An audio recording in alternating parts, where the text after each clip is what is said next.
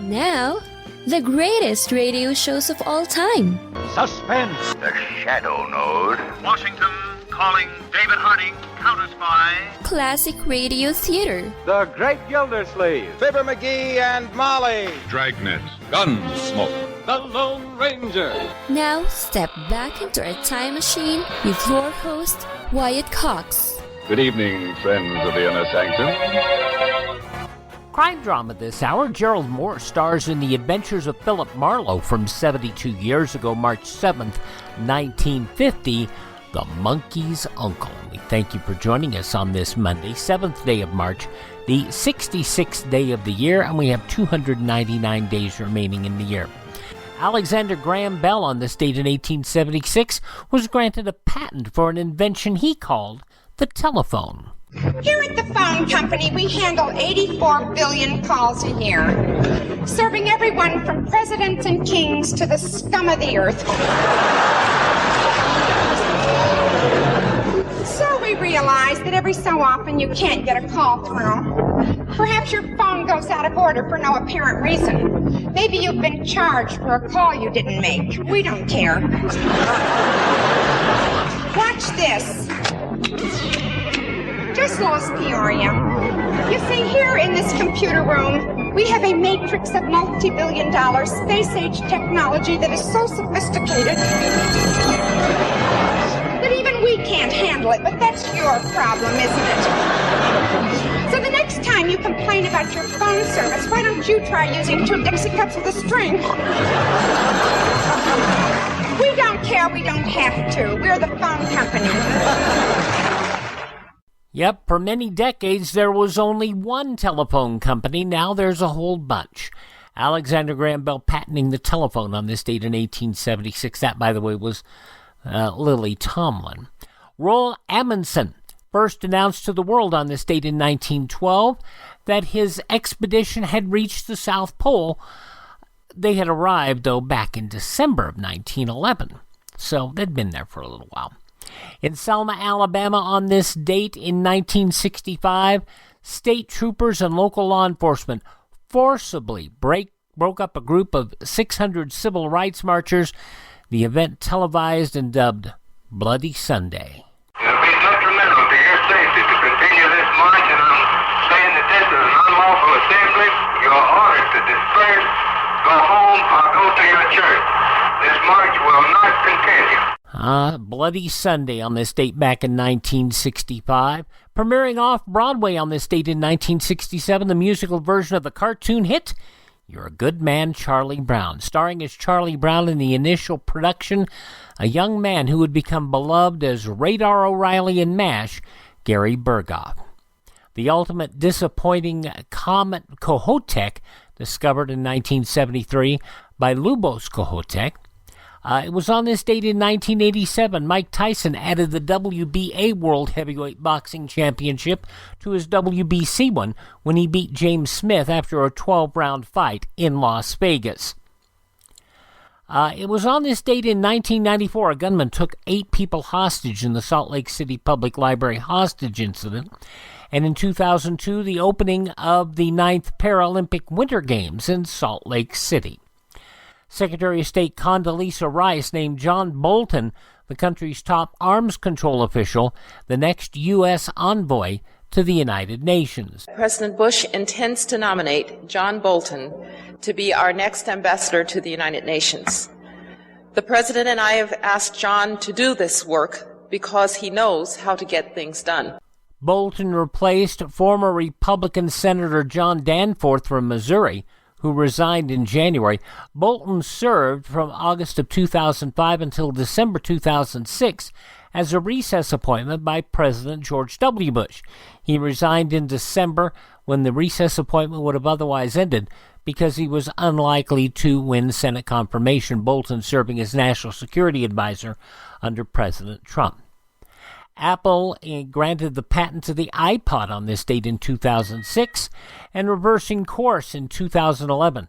President Obama approved the resumption of military trials at the U.S. prison in Guantanamo Bay, ending a 2-year ban. Among those passing away on this date in history, Jacob Javits, New York politician. Also Stanley Kubrick, the film director. Country musician Pee Wee King. Pianist Frankie Carl. And the man behind Wolverton Mountain, Claude King. Born on this date in history, the founder of the Kansas City Star and the patron of the Nelson Atkins Museum of Art, William Rockwell Nelson. Also French composer Maurice Ravel. One of the Marines shown in the photograph of the raising of the U.S. flag on Iwo Jima, Rene Gagnon. Comedian and actor Alan Seuss. Willard Scott, who passed away last year at the age of 87. And Tammy Faye Baker, all born on this date in history.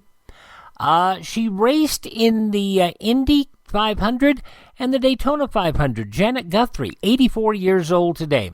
Hill Street Blues' Daniel J. Travanti is 82. The Zombies, Chris White, some wonderful bass lines out of that fella. 79 years of age today. From the J. Giles Band, Peter Wolf is 76. The Isley Brothers, Ernest Isley, is 70. Bryan Cranston from Breaking Bad and Malcolm in the Middle is 66 today. Taylor Dane will still always love you. Taylor Dane, 60 years old. From The Office, Jenna Fisher is 48. From Bones, TJ Thine is 47. From The 70s Show and Orange is the New Black, Laura Prepon is 42. From Tooth Fairy and Tropic Thunder, Brandon T. Jackson is 38. And from Once Upon a Time and Horns, Dylan Schmidt is 23. Those just a few of the people who celebrate the 7th day of March as their birthday.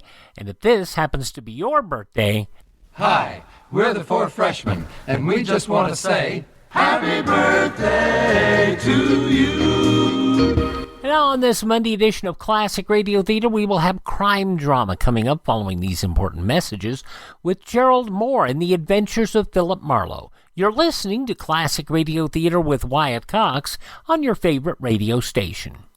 Are you suffering with arthritis or osteoporosis? Do you have diabetes? Did you know that these are just 2 of the hundreds of diseases that have seen improvement with Dr. Wallach's incredible longevity products? You can't get them at a health food store. The only way to get them is to call us at 800-214-0065. That's 800-214-0065. Do you have heart disease, fibromyalgia, or high blood pressure? Do you have a terrible time losing weight? Dr. Wallach can help. He was a veterinarian and cured diseases in animals. He felt that he could do the same for humans, so he became a physician. Over 50 years of research and helping people like you goes into every bottle of Dr. Wallach's amazing discoveries. Do you want to feel better? Learn how to treat the cause of your problem rather than covering up the symptoms with drugs. Call 800-214-0065. That's 800-214-0065. While there were several one-off adaptations of the Philip Marlowe character in Lux Radio Theater and Suspense and Hollywood Star Time, there were only 2 adaptations of taking Marlowe in a part of a continuing series. One was a summer series in 1947 where Van Heflin portrayed Marlowe, and the other is this series, which was a little longer running, but I think it also ran unsustained, meaning there were no sponsors, for the entirety of the run. It ran from September 26, 1948 to September 15th of 1951, Gerald Mohr playing Philip Marlowe. And let us dig into it now. The Adventures of Philip Marlowe, as it was broadcast over CBS on March 7th, 1950. Get this and get it straight. Crime is a sucker's road, and those who travel it wind up in the gutter, the prison, or the grave. This time I tangled with a mad Scotchman, a phony English lord, and a beautiful blonde corpse in a freight house, all because of a butler who walked on his knuckles. It happened like this. From the pen of Raymond Chandler, outstanding author of crime fiction, comes his most famous character in The Adventures of Philip Marlowe.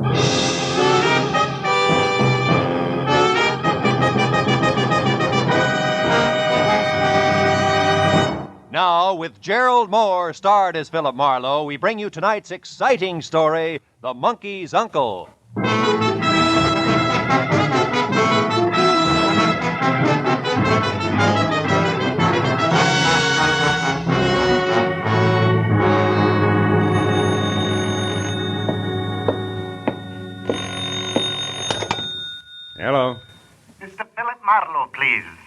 very important. This is Marlowe. Oh, thank heavens you're still in your office at this late hour, Mr. Marlowe. I must have your help at once. What? Cornelius' life is in danger, man, and time means everything. Now, sir, Oh, wait a if you'll minute, come wait a minute. directly- Who are you? Who's Cornelius? Where you calling from and about what?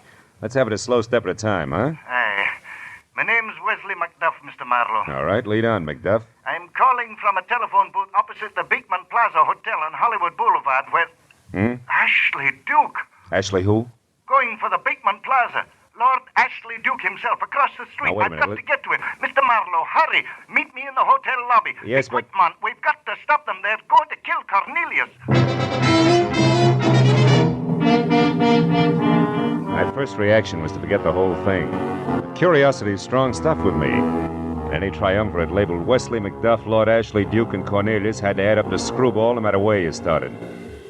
The word kill was still big in my vocabulary, so I buttoned the office up quickly, got down in my car, and drove over to the Beekman Plaza Hotel, where a 10-minute stand in the lobby produced nothing closer to worried Scotchman than the plaid covering and a sagging Morris chair. And at the reception desk, there was no Wesley Macduff registered or ever heard of. I'm sorry, sir. So at that, I was ready to call it quits. I turned for the door, but before I got there, I was stopped. The uniform said bellhop, and the sprinkle of freckles plus Bon Cowlick said all-American boy. But the shifty eyes and the narrow mouth that slid over to the side of his face when he talked said something else, like racetrack tout. Say, pardon me, sir, but I happened to overhear you ask after a Scotchman. Wesley Macduff, was it? Yeah, you know where he is? Well, yes, and, Yes, and how much? 10? 5. Okay, sport, 5. But let's get out of the traffic, huh? Over here under this map, like I was pointing out something to you. That's a fresh idea, yeah. Thanks. The Viva? Oh, here. Now, where's Macduff? On his way to Burbank, dead drunk. You're crazy. I talked to him less than half an hour ago. He was stone sober and a long way from the party mood. Could be. But 15 minutes ago, I helped Lord Ashley Duke pile him into a cab. Wait a minute. Ashley Duke, how does he fit? He found this Macduff in the alley outside. Oh. I was just coming back from dinner when I saw him pick the guy up. He couldn't say a word. Huh? But a Blue Shield medical card we found in his wallet read Wesley Macduff, 13 Vineland Avenue, Burbank. Boy, he was out colder than my old man. Yeah, now listen, Junior, here's another 5. Fill me in fast. Who's Lord Ashley Duke? A nightclub character. Entertainer. Lives here with his wife, Lady Ashley Duke, when they're in L.A. Well, is he legitimate, this Lord business? Nah, but he plays it to the hilt. Why, after we piled that Macduff into the cab, he dusted his white gloves off genteel-like, slipped the monocle he wears into his eye, and grabbed another cab and shoved. He's a phony. His real name is Bert Dukes, and Milady is Gert. And on her, it shows. What do you mean, shows? That the second she gets behind her door, they got suite 312, she climbs out of her accent like it was a tight girdle. Especially when she and that niece of hers go at it. Yes, sir, the famous Merrimack Caverns are on Route 66 near St. Louis. Oh, good evening, Mr. Fisher. Good evening, Tompkins. Okay, where were we? The niece. Oh, yeah. Quite a doll. Her name's Merle Brimmer. Acts as a business manager, so she must also have brains. Now tell me, who's Cornelius? Cornelius? Yeah. What's breaking you up? Who is he? Nobody but the star of the act. The Lord and Lady do a farce thing, a takeoff on English drawing room stuff, and Cornelius plays the butler.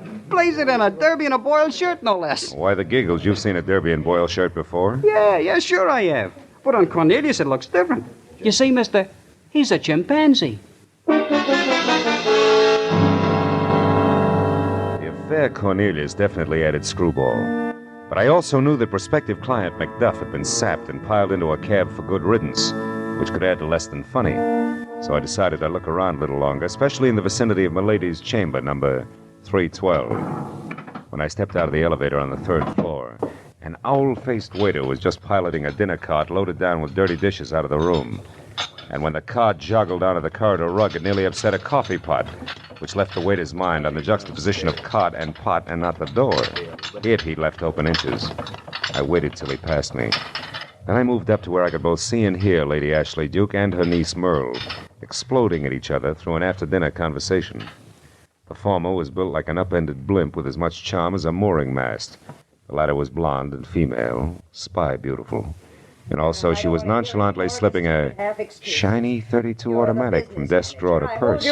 Oh, now, wait a minute, Gert. Before you snap a stay, you listen to me. Why? So you can explain once more how poor Uncle Bird's idiotic mistakes are just bad luck.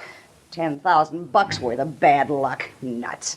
Bert don't know anything about investments. He shouldn't be allowed to touch a red cent. And my pretty, from here on out, that's exactly the way it's gonna be, believe me. Oh, cut it, Gert, and quit blaming Uncle Bert and me. Are you kidding? Why shouldn't I blame the two of you? He's a jerk and you... I never wanted you with us in the first place. My niece. Ha! Oh, shut up. And remember, dear Aunt, your husband likes me around. I'm good for his morale, he says. He'll never let you fire me. So don't waste your breath. Auntie? Get out of here. Go on, get down to the freight house and keep your eyes open. We don't want to lose Cornelius. Don't worry, darling. Guard duty's an old specialty of mine. Yes, who is it? Name's Marlowe. I'd like to see Lord Ashley Duke. Oh, well, Oh, wow. Yes. He's not in, but what did you want to see him about? Oh, business. Can you help me? Perhaps.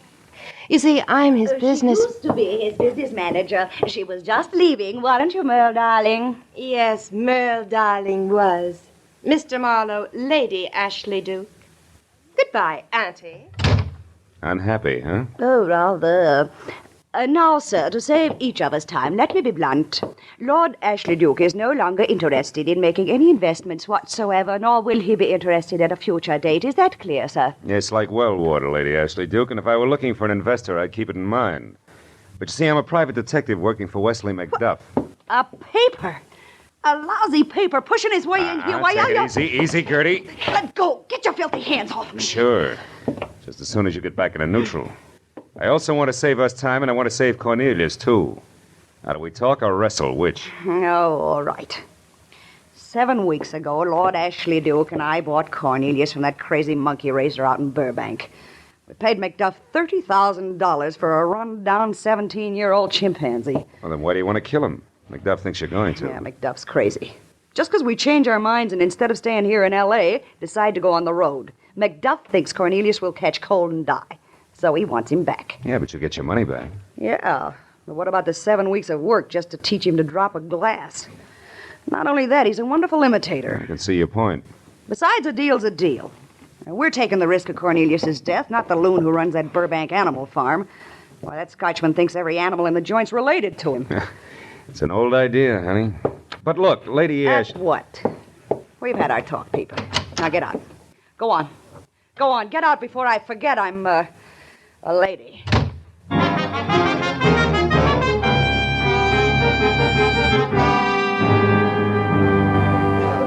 for Mr. Marlowe. Mr. Philip Marlowe. Call for Mr. Over here, Tompkins. What is it? A telephone call, sir. Booth 4. This way, please. Make out all right up there? Jim Dandy. Good.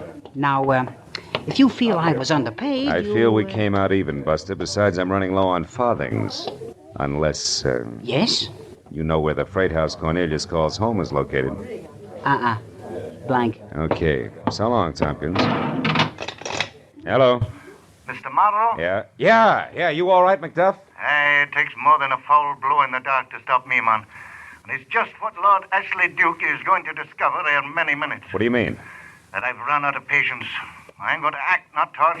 I'm about to take Cornelius back with my own hands, and I want you to help me. Oh, now, wait a minute. Look, man, I'm in a drugstore at Pershing Square, close by the freight house where Cornelius is caged for shipment. I want you to meet You me. can't steal him, McDuff. I can. Steal him and disguise the animal so they'll never be able to claim him again. So they won't be able to kill him. McDuff, I can't go along with that. Then I chose the wrong man. Oh. There's precious little time left, Mr. Marlowe. Tomorrow they leave Los Angeles. Now, will you help me? No. Beside McDuff, you'll never get away with it. There's a girl, Ashley Duke's niece, who's got a gun, and I... McDuff!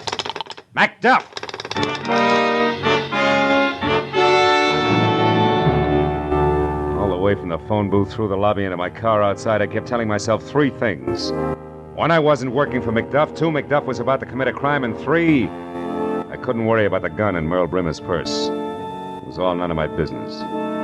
So when I was in behind the wheel of my car, I pointed it toward my apartment on Franklin, lit a cigarette, and forgot about the whole thing. But a block later, I threw the cigarette out, turned, and headed for Pershing Square. Scots with animal farms in Burbank obviously weren't the only crazy people in Los Angeles.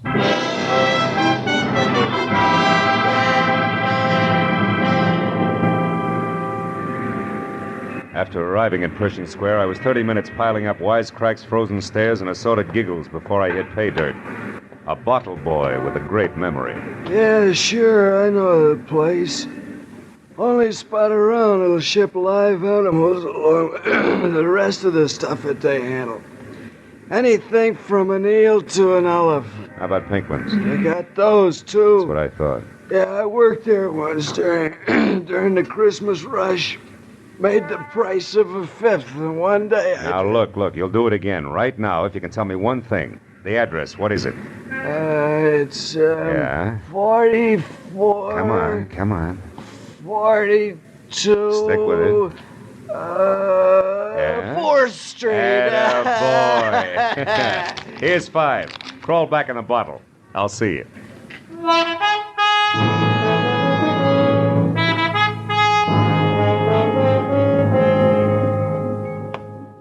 From March 7th, 1950, The Adventures of Philip Marlowe here on Classic Radio Theater with Wyatt Cox.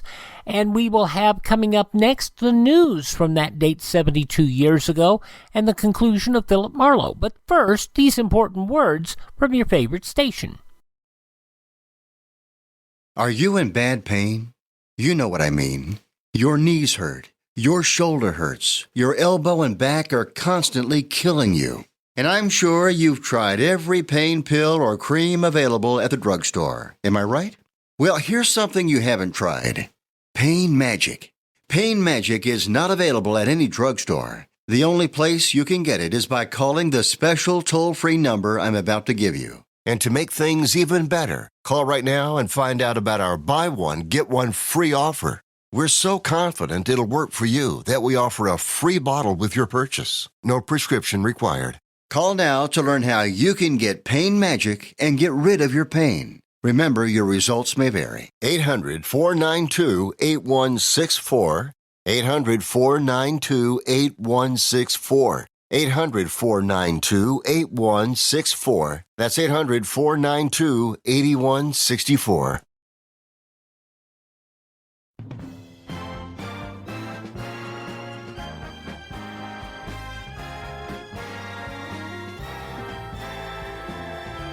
Classic Radio Theater on your favorite station. We're listening to Gerald Mohr in The Adventures of Philip Marlowe, as it was originally broadcast on Tuesday, March 7th, 1950.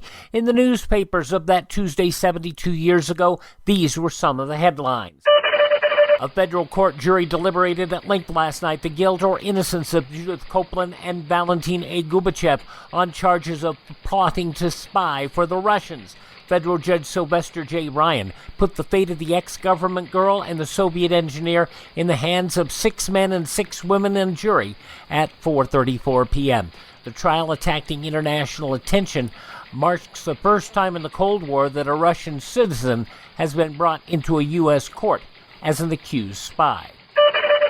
In France, communist leaders last night threatened a strike of gas and electric workers that might black out most of the nation. At the same time, non-communist Paris transport workers moved in to try to smash a communist-led strike that had crippled bus and subway lines serving 5 million Parisians. They acted under police protection after Premier Georges Bidault silenced a violent communist filibuster in the National Assembly. He staked his government's life by demanding a vote of confidence on a bill to jail labor agitators and saboteurs of U.S. arms shipments. At the UN, the Russians and 2 Soviet satellite delegations walked out on a board meeting of the United Nations International Children's Emergency Fund, UNICEF, yesterday over the China conflict. 2 other satellite board members were absent. The remaining board members then settled down to business and voted increased funds for care of sick and hungry children in satellite countries. Before leaving, Russia said any board action with nationalist China taking part would be illegal. One of America's most controversial poets, Edgar Lee Masters, died of viral pneumonia late Sunday night in a convalescent home near Philadelphia. He was 81. Masters forsook a flourishing law practice to write Spoon River Anthology, which created a literary sensation when it was published in 1914. You know the old gang where the Lush got in a traffic accident and insisted nobody was driving, we were all in the back seat? City Judge Charles Miller of Jacksonville, Florida, heard a reverse twist on that one yesterday. 2 men in the same car charged with drunken driving and causing an accident, each blame the other. Judge Miller warned him to decide or he would find both. After a brief consultation, one agreed to take the blame, or rather, one agreed to let the other take the blame. They were fined $100. Those some of the day's top news stories as reported in the newspapers of Tuesday, March 7th, 1950.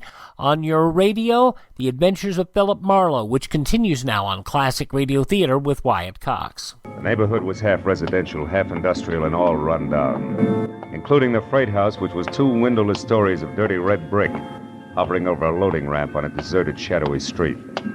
I started slowly toward it when suddenly a side door flew open and an excited old man with flashlight and giant key ring that spelled night watchman leaped out of the building, arms and legs going like twin beaters on a mixmaster. Help me, I can't catch him myself. Hey, Help Pop! me. Hold it, is it the chimp? Yes, and he's raising the roof in there. Yeah? If I shoot him, I'll be fired. He's worth a fortune. Yeah, I know all about it. Come on, I'll give you a hand. Oh, okay, good. Now, let's go. Where is he? Upstairs, hanging in one window at the back. I just turned the lights on and there he was. When he seen me, he grabbed a stick from the floor and started beating things with it. Oh, fine. And then he broke the window and began to swing on the block and tackle. It runs outside from the roof to the ground. Look, there he is. Yeah, still beating. Hey, Doc, Pop, he's gonna fling it. There he goes, down the road. And away. Well, all right, Pop, we better call the cops. Over there, near his empty cage. It's a girl. Blood all over her head. Holy smoke. Merle Brimmer. She dead? Yeah. Beat to death with a stick the chimp just threw at us. Then you think the monkey did it? I don't know. Maybe yes, maybe no. He's a great imitator, Pop. It could have been somebody else. Not the monkey? Then who? Who else? A monkey's uncle. A Scotchman named Macduff.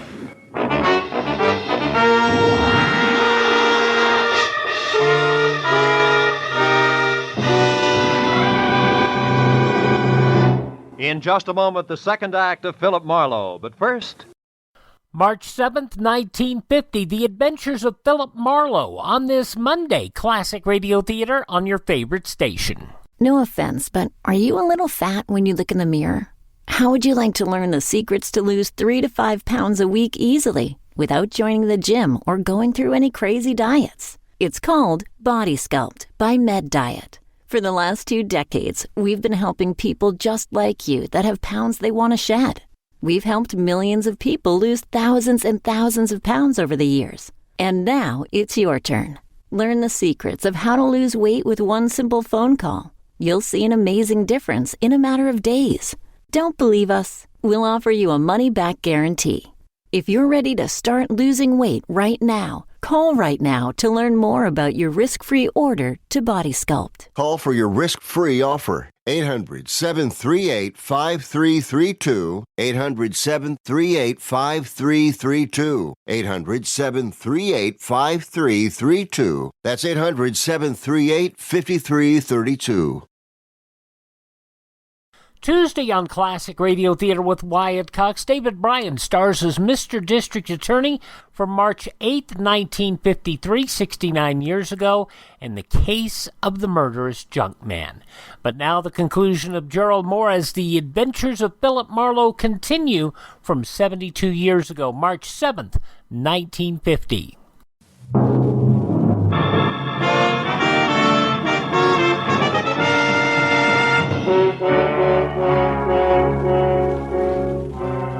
I walked around the body of the girl on the freight house floor.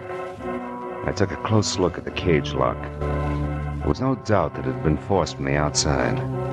The watchman staring down at the body was shaking like a motorcycle with square wheels. So I took him by the arm and walked him down the stairs and outside for some air. It's terrible. I don't know what to do. Nothing like this ever happened here before, and the boss never told me what I'm supposed to do in a case like this. Well, it's easy. Just call the police. The police? Yeah. Also the SPCA and Frank Buck. Chances are we'll need them all before the night's over. Okay, mister. Thanks. Hey, who's that getting out of that cab? From the top hat, cape, and spats, I'd say it was one Lord Ashley Duke, the legal owner of the chimp. Oh, What are you two blighters staring at? Out of my way. Just a moment. Before you go inside. I want to talk to you, Lord Ashley Duke. You know my name, do you? Well, now, by Jove, that's interesting.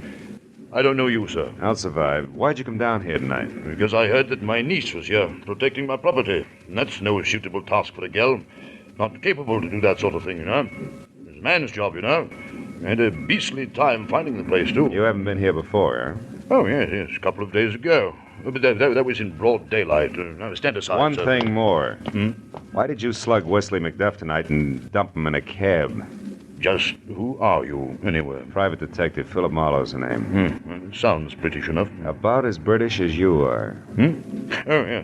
And you, I presume, are the watchman. Yes, sir. That's me, Your Highness. What about McDuff, Your Highness? There's no choice. The blighter wanted to welch on the transaction we've made. I refused, and he threatened me. So I bopped him. And then made out he was intoxicated, you know.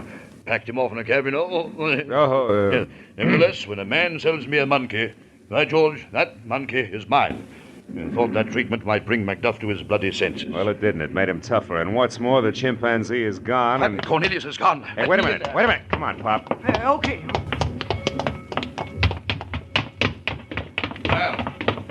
Well, dear, where are you? Well? What? Well, what's happened to you? Oh, no. Merle, baby. That's the way she was when we found her. And that crazy monkey was in here just jumping up and down like he was throwing a fit. It was Macduff. Macduff, that's who it was. That madman. Holy mackerel, what was that? I don't know, but I'm going to find out. You stay here.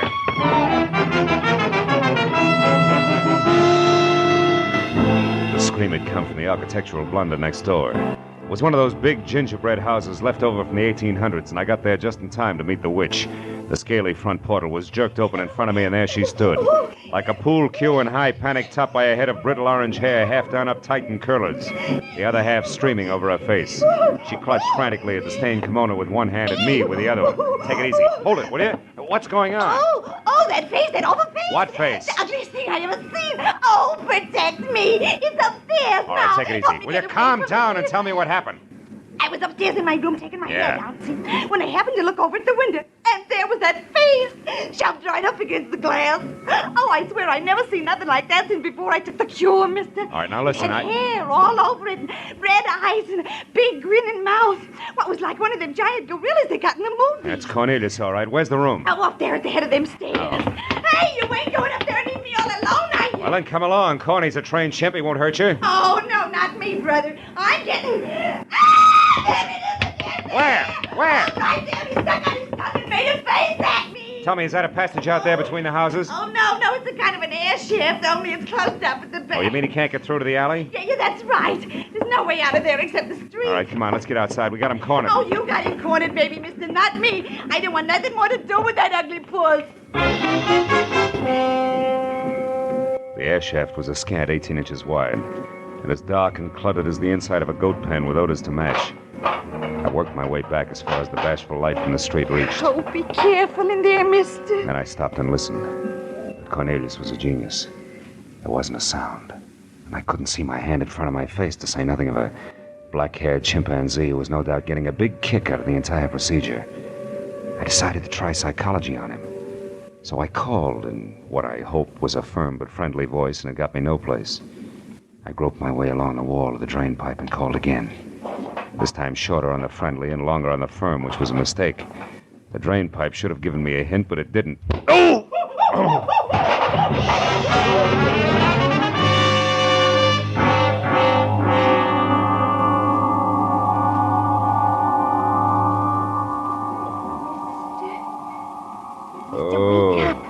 What? Come on, snap out of it, What's the mister. matter? He's gone. Hold on, who's gone? That gorilla. It was up on the drain pipe. It hit you on the head with something, then ran right past me and got away in a taxi. Oh, come on, let's get out Oh, wait a of here. minute, wait a minute, baby. I could have sworn you said the monkey took a taxi. Yeah, you did. I watched the whole thing. Oh, my. As soon as it got out in the street, a man in a checkered tan with a crooked stick in his hand came out from between them buildings over there and called it. They ran up to a taxi. The driver jumped out and they drove away. I seen him. The driver jumped out and they drove away. Yeah. I don't think you took the cure soon enough. Well, I seen something else, too. Huh? A fat breed in a high hat and spats came charging out of the freight house Yeah. there. Saw the cab leaving, got in a green coupe that was Green parked coupe? in front and took off. Holy after. smoke, that's my car. Oh, it's gone. How do you like that? Yeah. Now maybe you believe me, huh? Every screwy word, sweetheart. Now, look, you didn't happen to see... Well, look, that's the cab driver there. Did anybody see what happened? I gotta have a witness. My taxi was hijacked off of me by two crazy guys. One of them looked like an ape, exactly like an ape. Move over, bud. We're on the same raft. My car's gone, too. Tell me what happened, will you? Start at the top. Okay. Tonight I bring this big shot in a high hat down here to the freight house. He hops out, tells me to wait, see? Yeah? So I drive down the block and turn around. I'm parked right over there, trying to grab a quick 40 winks, when up comes this loon. A Scotchman? Yeah, that's him. Yeah. He throws me a fast address and starts getting in, see? I politely tell him the flag is down, but he keeps coming. You see, it's just Yeah, like I know. It's just like it. Now, look, did you ever see this Scotchman before? No, never. I figure maybe he's got a snoot full of happy days, nothing more. Uh-huh. So I'm reaching over to block him when a pair of hands that feels like a doormat with muscles grabs me around the neck. I twist around and look, and what do I see? Cornelius. Him I don't know, but an ape man is crawling in my window. So help me, I'm rubbing noses with a missing link. Yeah, I know. Then what happened? Mac, I jump out of the taxi, and before I know it, the old geezer gives me a clout with his stick, piles in. The next thing, my taxi's gone just like that. You gotta believe me, somebody's gotta back me up. If I try this on the cops, they'll have me in a padded cell in no time. Well, don't worry about it, fella. Just reach hard for that address the Scotchman gave you. Can you remember it? Oh, sure. Let me see. It was the Rushmore. Rushmore? Yeah, that's a down at the Hills Motel out on Vernon. Yeah. Somewhere around Beverly Boulevard. Ed Nathan's... Oh, I stepped on something here on the sidewalk. Oh, you sure did, cutie. Smashed it, too. It looks like somebody's watch crystal. Sure, ladies' watch crystal. Oh, nice one. See, it had this hunk of black ribbon with it. Ladies' watch. Hey, wait a minute. Let me see that. Sure, here. It's velvet, see? Yeah, it sure is. It doesn't fit. Not here. No one's been here but the three of us and the chimp. So long, kids. Hey, wait. Where are you I'm going to talk to a liar about a murder. I'll see you later at headquarters, I hope. But what about my taxi? Talk to the night watchman in the freight house. You'll be good for each other.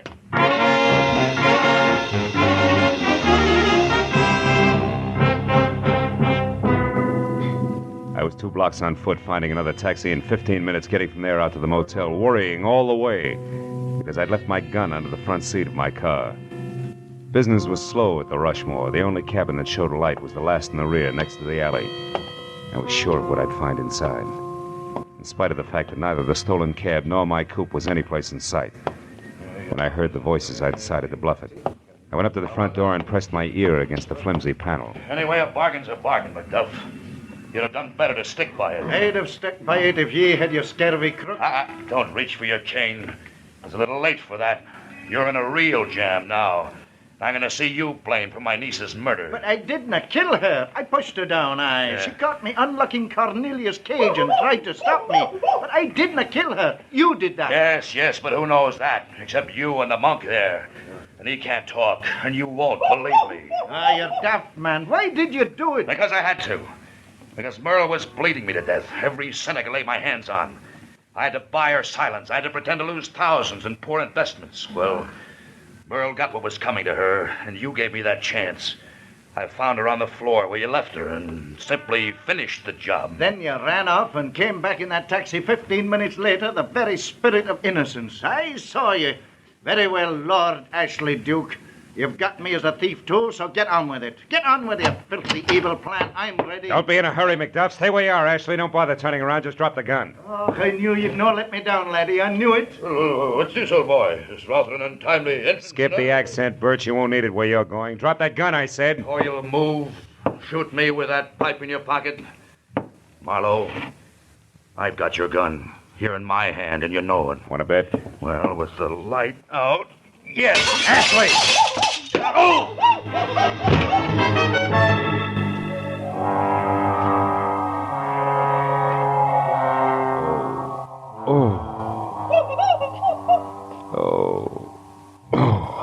It's a very strange thing, lad. He hit you but once, Huh? but there are 2 lumps on your skull. Do you ken this condition? Never mind. Skip it. I don't want to talk about it. Oh. Where's Ashley? Trussed up there in the corner. He should be coming around soon. You see, Cornelius, as you've no doubt learned, is a great imitator. When he saw Ashley bat you on the head with a gun, he grabbed McCain, leaped up on the dresser there, and batted Ashley on the head. Oh, no. Not with this headache. Hey. Don't tell me I'm indebted to that. Just when I was learning to hate him. Aye, we both are, for our lives. But tell me, what does a black velvet ribbon and a watch crystal mean? He mumbled that over and over while you were out. Oh. Well, that's how I knew Ashley was a liar and a killer. See, the cab driver stepped on a round piece of glass that looked like a watch crystal with a ribbon attached. Happened on the sidewalk in front of an air shaft. Actually, the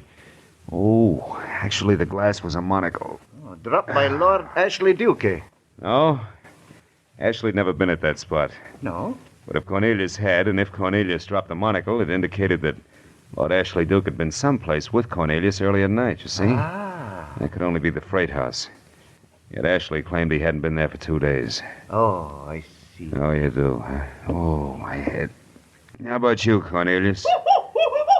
Yeah, well, that's one of the best answers I've had tonight.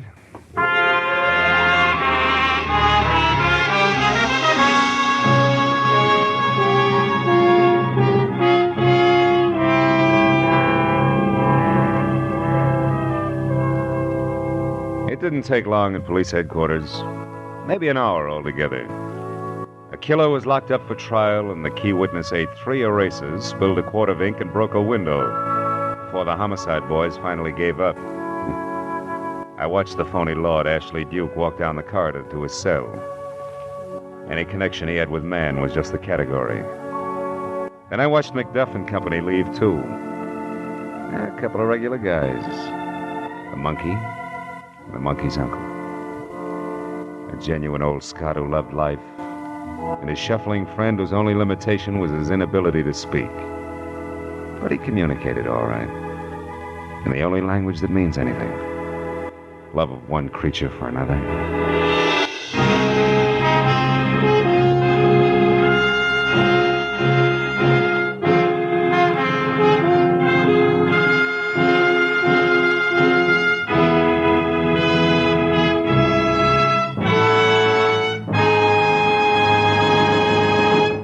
The Adventures of Philip Marlowe, bringing you Raymond Chandler's most famous character, star Gerald Mohr, are produced and directed by Norman MacDonald and are written for radio by Robert Mitchell and Gene Levitt. As a special note of interest, Philip Marlowe fans, you'll be glad to know that Radio and Television Life magazine has this week named Gerald Mohr as the best male actor in radio. Featured in our cast were Mary Lansing, John Daner, Tudor Owen, Sam Edwards, Michael Ann Barrett, Harry Bartell, and Junius Matthews. The special music is composed and conducted by Richard Orant. From 72 years ago, March 7th, 1950, The Adventures of Philip Marlowe, here on Classic Radio Theater with Wyatt Cox. Would you do me a favor and thank this radio station and support their advertisers? It is their kindness and courtesy that allows us to be with you each and every Monday at this time. Also, please do me a favor, visit my webpage, classicradio.stream. You can learn more about building a classic radio collection of your own. You can find all of our social media links. You can contact me there. And you can also stream our shows on demand through classicradio.stream. Or also, you can also hear our shows through iHeartRadio, Spotify, Spreaker, TuneIn, Apple Podcasts, Google Podcasts, or Amazon. Just search for Classic Radio Theater with Wyatt Cox. Thanks for tuning in. Tell all your friends the great radio shows are right here at this spot on the dial. Classic Radio Theater with Wyatt Cox on your favorite radio station.